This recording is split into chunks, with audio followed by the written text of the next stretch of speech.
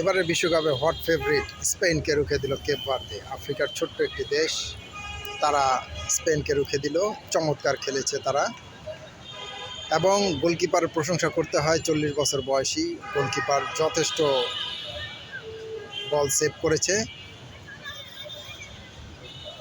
Spain যথেষ্ট আক্রমণ করেছে, তারা প্রথম দিকে লং শটে গোল দেওয়ার চেষ্টা করেছে, পারেনি। তারপর তারা ছোট ছোট পাস খেলে গোল করার চেষ্টা করেছে, তাও পারেনি। শেষ পর্যন্ত না পেরে 80 মিনিটের মাথায় লামিন ইয়ামালকে নামিয়েছিল।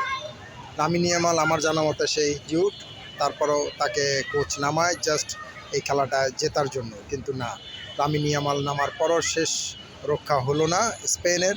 স্পেন ম্যাচটি 0 গোলে ড্র করে।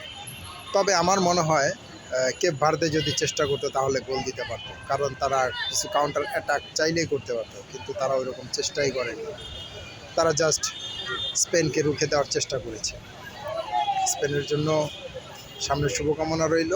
সামনের দুটি ম্যাচ খুবই ভালো দলের সাথে, অবশ্যই তারা জিতে বিশ্বকাপের দ্বিতীয় রাউন্ডে যাবে সেই আশাই করি।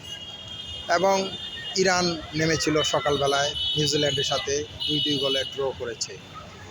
ইরানের খেলাটাও প্রথম দিকে যথেষ্ট ভালো ছিল। ইরান পিছিয়ে পড়েও ইরান ড্র করেছে নিউজিল্যান্ড, এবং নিউজিল্যান্ডের জন্য শুভকামনা। নিউজিল্যান্ড কখনো বিশ্বকাপ সেইভাবে আসতে পারেনি, কিন্তু তারা এবার এসেই যথেষ্ট চমক দেখিয়েছে।